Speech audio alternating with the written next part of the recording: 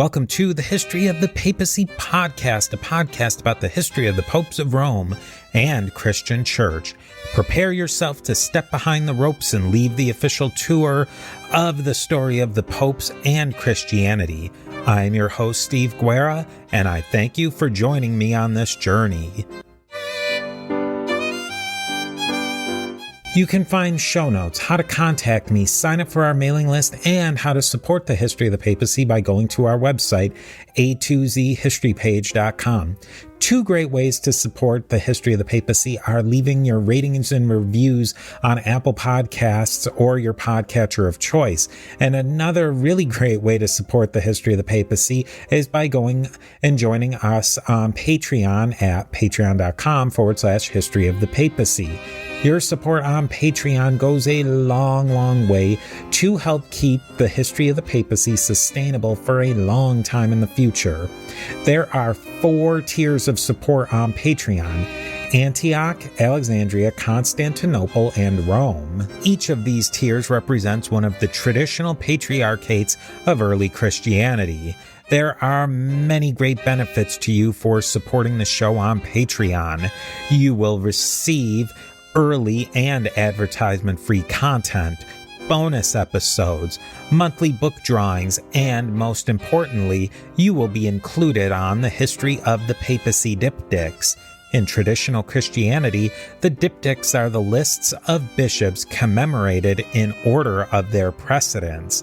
The sooner you sign up on Patreon, the higher you'll be on the lists of the History of the Papacy patrons.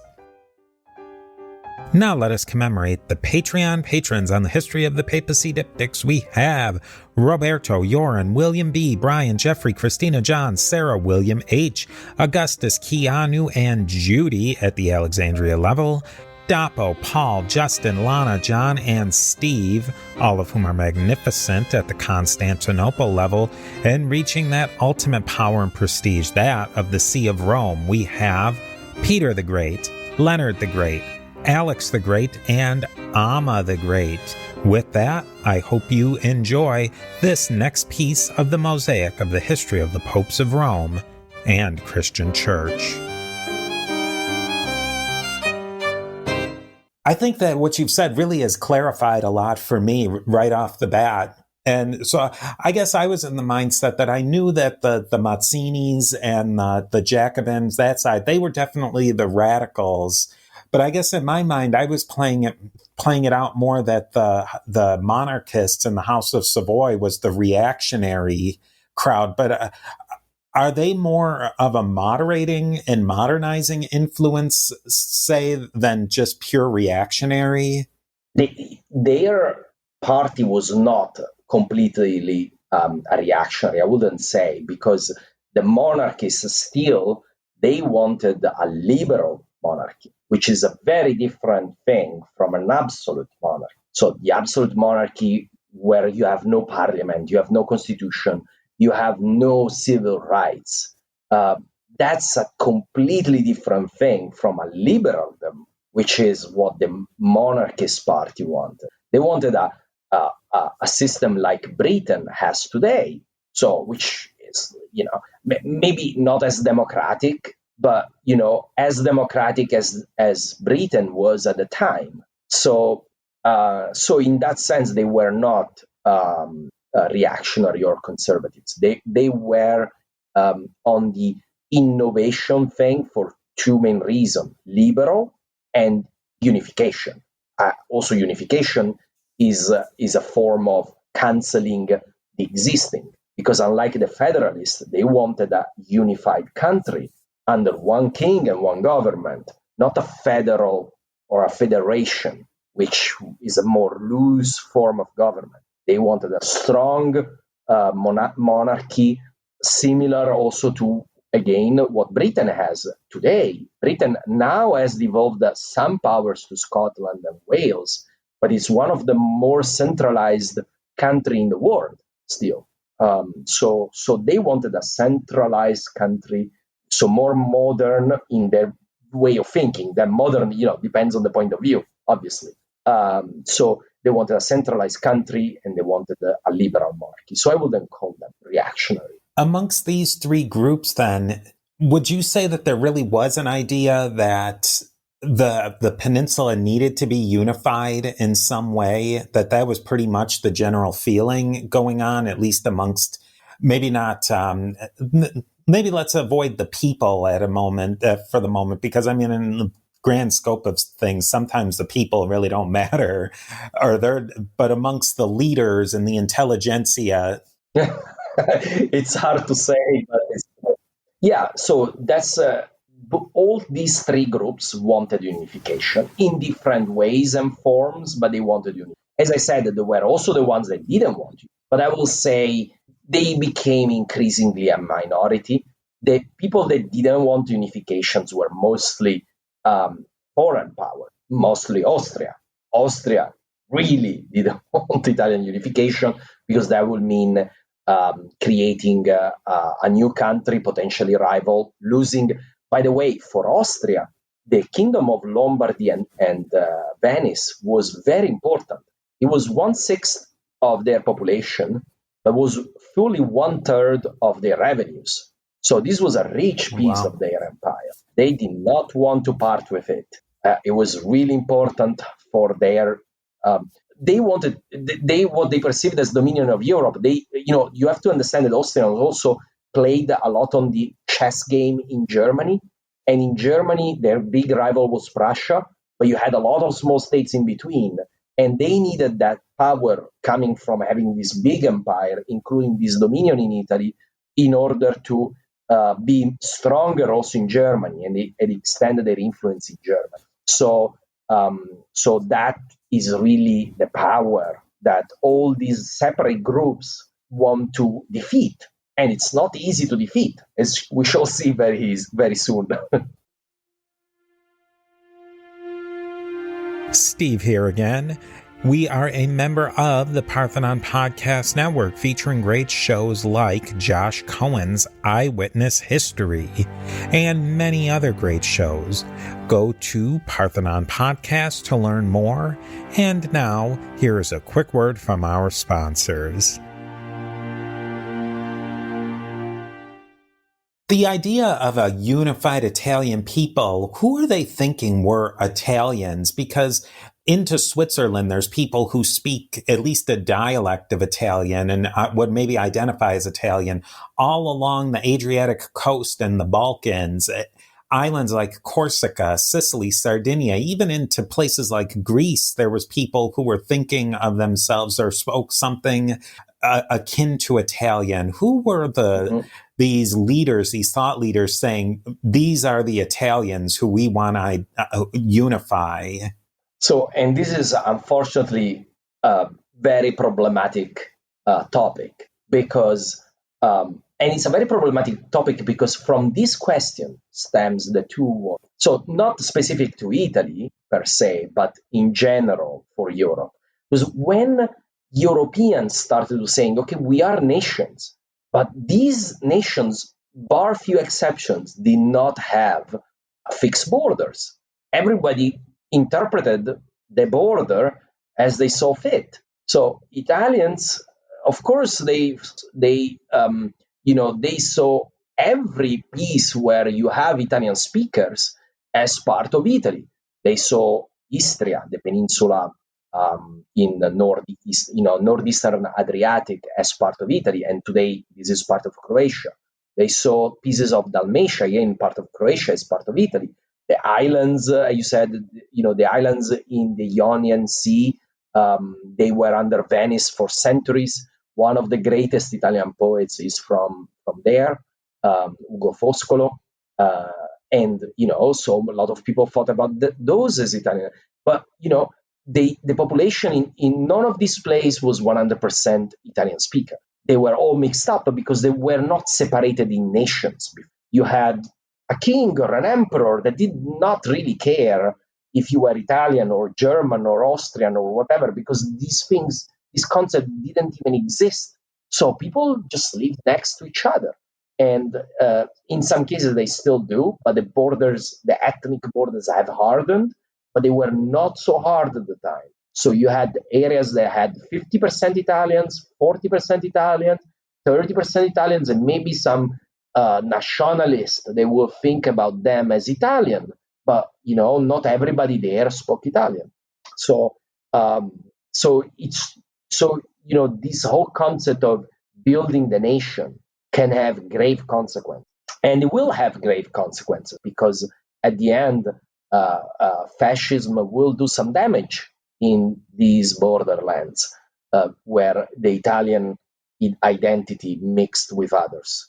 So what I'm trying to say is we shouldn't look at this map and make strong lines dividing countries. That was not the case at the time, and a lot the world wars were exactly that, because after Italian unification there were still areas that Italy claimed as Italy, but they didn't get it, and Italy went to war against Austria in 1915 to get them. And hundreds and hundreds of thousands, 1 million people died on both sides of that. So, 1 million people is a lot of people, is more than any American that has died in any war that has been fought by America. So, just to give you an idea of the scale of the destruction, and this is only one front of, even not the most important one, of the First World War. So I'm talking about only one world war, one front, and not the most important one. Yeah, I think that really contextualizes how big this goes back to. Yeah, yes, I like to contextualize, because I think it's important when you throw numbers or dates that they get grounded in the reality, so that people can measure them and can get a glimpse of what they actually mean. So otherwise, they're meaningless. And also, I would like to say, for example, also the ground thing, 1815 to 1848, this is the period before the American Civil War. So America was already a country, but it had not gone through the Civil War yet. So again, if you want to, if you know American history, you can contextualize it thinking about that. I mean, that's interesting too. Maybe let's talk about a couple of the major events that get us from 1815 to 1848 during this time period, especially one of the main characters who will come up during this part that's especially important for the history of the papacy, because he's one of probably the most important popes of all time. Yes. Pius IX it's a sort of it's a very complex figure. His election is basically was seen by the New Guelphs, the Confederalists, as a sign of the time, as the time were ripe for their plan, because this was not a reactionary pope. This was not a conservative pope. This was a pope that had some liberal feelings, liberal leanings, and was also a patriot. So people knew that he was, he was an Italian. Many popes that were, born in Italy, they did not think about themselves as Italians. They were, the popes of the Universal Church. That's something different from being an Italian pope. So, because again, that concept is fairly recent. This was really a pope that thought about himself as Italian, and that created some expectations from him that he would lead the way in the Italian unification. He would do something very important when the time was ripe, and I think this was, it was doomed from the beginning, because it's not the role of the papacy to build a nation state against other nations. The role of the church is universal, and the papacy would have never survived that. I think that was a dream, but that doesn't mean that people cannot dream, right? So the Pope, when he was elected, he enacted reforms, liberalizing the political system. in the Papal States, signaling his willingness to reform. So again, that brought high hopes. All that, though, we have to see all that in the backdrop of an enormous conflagration, which is about to explode and which is about to completely, let's say, get out of control. So, the Pope will not be able to control it. And at a certain time, paradoxically, he will become a symbol of the reaction. So he had an extremely long pontificate. And at the end of his pontificate, everywhere in the world perceived him as an extremely conservative. Just to give you an idea, this is a really interesting journey that, starts here and ends there. And in a way, I don't think he moved that much. I think that the world moved. So he was, let's say, liberal when he started, and then he was a conservative when he at the end of his papacy. Yeah, that's interesting. And I wonder, how realistic was the position of people like Pius, but people who thought that the Papal States could actually exist in a unified Italy and that the Pope could possibly somehow be the secular leader of a united Italy? Was that complete naivete, or was that something that people honestly entertained? People honestly entertained because the Pope was a secular leader and had been for a very long time, and a not insignificant secular leader. The Papal States may look small on a map and small in general, but they were not that small. It was a sizable country ruled by the Pope already. So you think like you have already 20% of Italy. You just have to make it 100%, And the other idea is, if it's a confederation, it needs like a head of state. So this is another concept that is different between the American and European system. So head of state and head of government, they are not the same person. Head of state is the king, for example, or the president of the republic in a parliamentary system, is not the head of government. In America, you have a system where the head of government and head of state are the same person.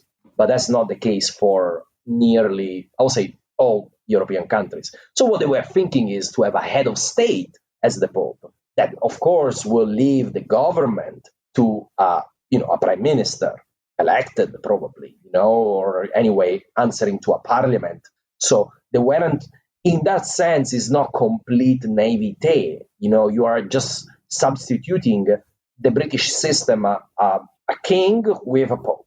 I still think it's naive in that sense, because the Pope anyway is not a king. The king anyway has a role only within his dominion, whereas the Pope has to be the Pope of the entire Christian Church, at least the Catholic Church. And that role is too universal. Imagine if, and this is where the the rubber will hit the road. What if you have to declare war on a country that is a very Catholic country like Austria, the bastion of Catholicism in Europe, the bastion of Catholicism in Germany, where you have Prussia that is Protestant. And what is the counterweight to Prussia? It's Austria. So if you don't want Germany to become Protestant from the point of view of the Catholics, you want a strong Austria. So how on earth the Pope can declare war on Austria and defeat Austria on the battlefield? Because it will have to come to that, because Austria is not relinquishing 1/3 of its income without a fight. Steve here again with a quick word from our sponsors. Now we're starting to get into, so this is the conflict that we have here, is that we have these different groups who really have such different ideas they all have the general idea of a unified Italy, but they all have such different ideologies of outcomes. So there's going to almost naturally become conflict out of there. What is the conflict, and where do the battles and the war come out in this fight? Yes. So we have to talk about 1848. I've alluded to it several times. I think this is where we should go. Do you agree? Yeah, So, absolutely.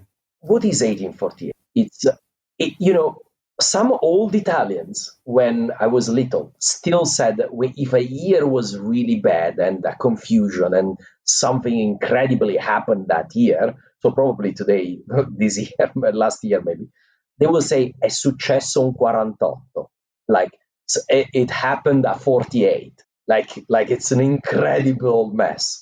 So what happened was that there was a revolution first starting in Palermo, where they asked for freedom of speech, and from the they basically rebelled against the Neapolitan government. Again, this conflict between Sicily and Naples it has a long story, right? We have seen from the 14th century. So it started there, but this was only the beginning. Then, and this is the very beginning of 48, and then we have some of the Italian states start granting spontaneously constitution, like the Grand Duchy of Tuscany, and the Pope also allows a parliament and allows new more liberal laws. There's like, and even the kingdom of Piedmont Sardinia declares a constitution called the Statuto Albertino, the Albertine Statute, which, by the way, will be the constitution of Italy. Will become the constitution of Italy, of course, when it gets unified, and will remain the constitution of Italy until after the Second War. So this is the 1848.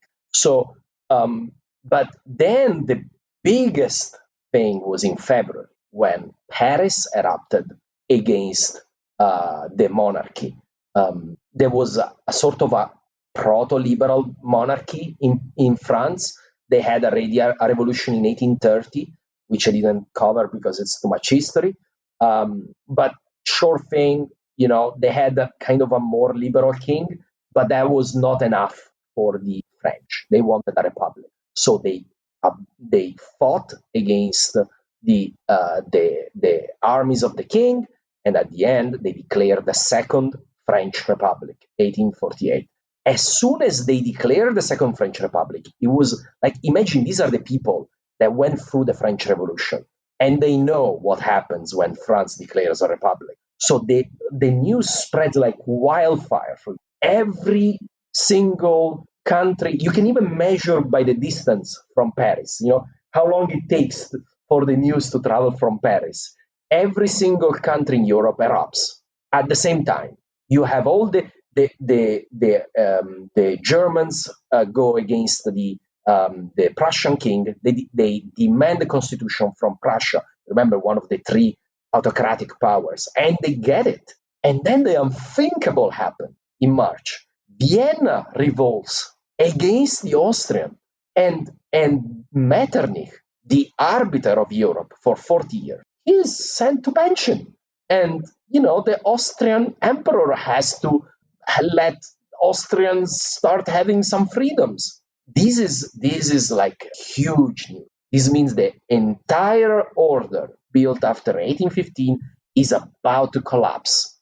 When this news arrives in Italy, which had started a bit this process, something new happens again. And it's only a few days after Vienna, the news arrives in Milan and then also in Venice. And both cities, the two capitals of Austrian Italy, they revolt against the government, and the biggest battle is the one in Milan. It's called the 5 Days of Milan.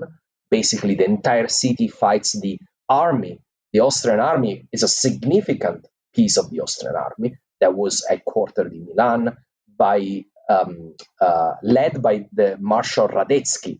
I don't know if people watch the New Year's concert in Vienna. At New Year you have this big concert in Vienna every year. I like classical music, so I watch it every year. And it always ends with the Radetzky March. So probably somebody will recognize the music if I do it. Is parabam parabam parabam pam pam parabam parabam parabam pam pam pam pam pam. Anyways, that music was written in honor of Radetzky, and we'll see soon why. So Radetzky, though, gets defeated in Milan, and he has to withdraw to Verona, the real big stronghold of the Austrian in Italy. It makes sense. It's a heavily defended fortress, and it's next to the Austrian part of the empire. At this point, basically, everybody looks at the Pope and says, "Okay, you can lead this," and he even forms like let's say a small army formed by it's more like his people form an army, and then he gives his blessing to the army to be sent for the war against Austria. And at the same time, the king of Piedmont Sardinia positioned himself, and he receives basically a message from Milan saying the leader of the Milanese was a Republican, a Mazzinian, and he told them, there's only one word that will silence the word republic, and it's gratitude. So if you come to our help, we will not declare a republic, but you have to come to our help and declare war on Austria. And the king of Piedmont Sardinia, King Albert, he declares war on Austria. So at this point, things are accelerating. And we're talking about only weeks apart from the first match. And we are in only March. So this whole thing, it started and went very quickly. So at this point, we have this expectation.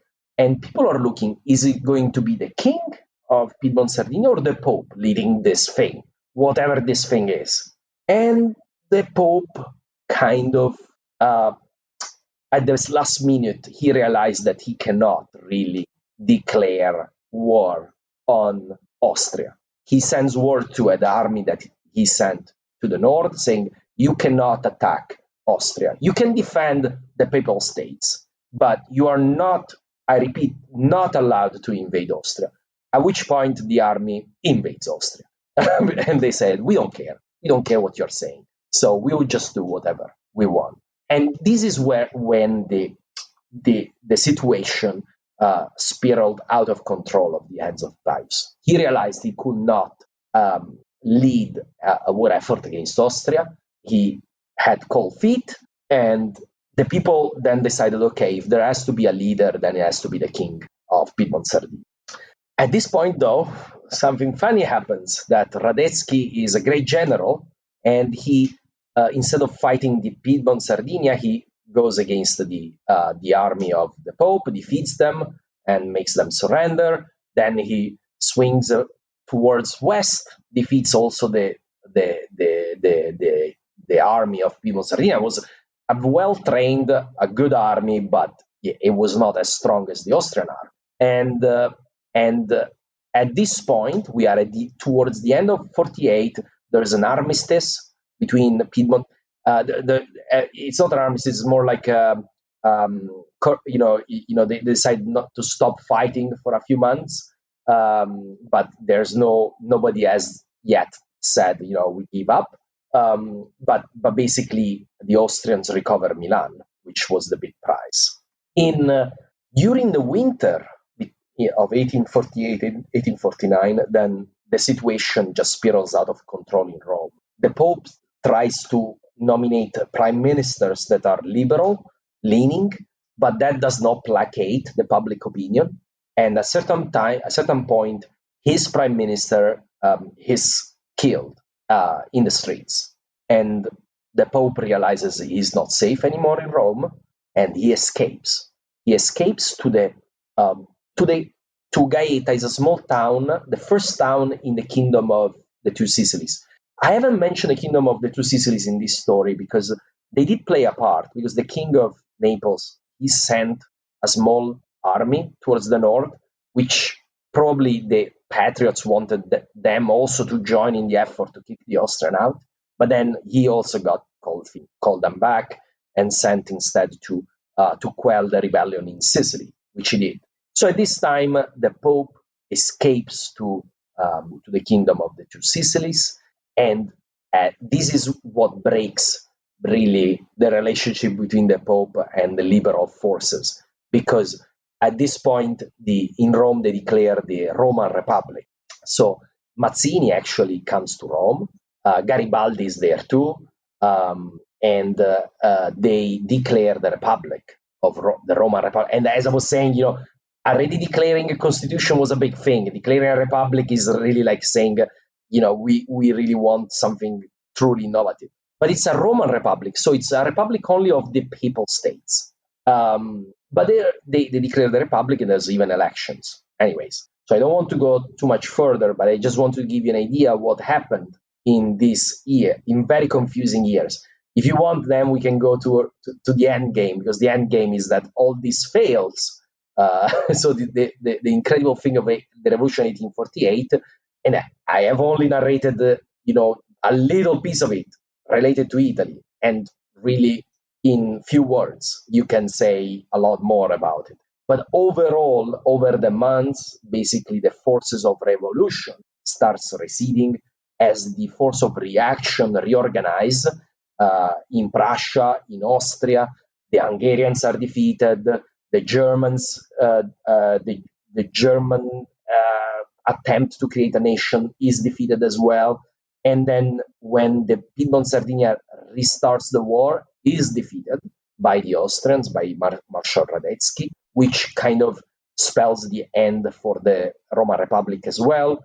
The Austrian army sends basically an expedition to reconquer, to defeat the republics in the south. And even the Republican France has fallen under the rule of Napoleon III, which will eventually become Emperor Napoleon III, and he will send basically an army in the region of Rome to restore the Pope to his throne. So at the end, in 1849, the last bastion is Venice. Venice had declared also a republic. They have been a republic most of their history. And that's the last city that holds out in the middle of the lagoon. But after they are dying of starvation, they surrender. And that's the end of the revolution of 1848, 1849. It gets to the middle of 1849, but by that time, then it's over. And basically, the restoration has won. All the states, all the rulers go back to where they were before the revolution. So you may ask the question, what was all that for, right? Yeah, that was what I was going to ask. And let me know if I go too much in details. But at the end, all this was like an enormous trial for all Europe. This is called the Spring of the People, when all these people, they fought on the barricades to get a nation and get freedom also at the same time. They failed, but the seeds they planted, they will grow in a sort of way, although much less idealistic and much more realpolitik in the following decade. It will be the iron fist of Bismarck to make Germany, not the revolutions of the people. And it will be at the end the armies of Piedmont Sardinia to make Italy, although with the help of the idealists as well, in the 1860s. And so here's when we talk about the other two dates. 1849 is when this revolution ends. Then you have only 10 years of status quo, which tells you everything. 10 years is nothing. It means that really the status quo was untenable. Even though it was rebuilt as a status quo, it was completely untenable. And it was bound to fail in a way or another, because this revolution of 1848 had demonstrated that Europe wanted something different, and they will eventually get something different. So that's the story of of the revolution of 1848-49.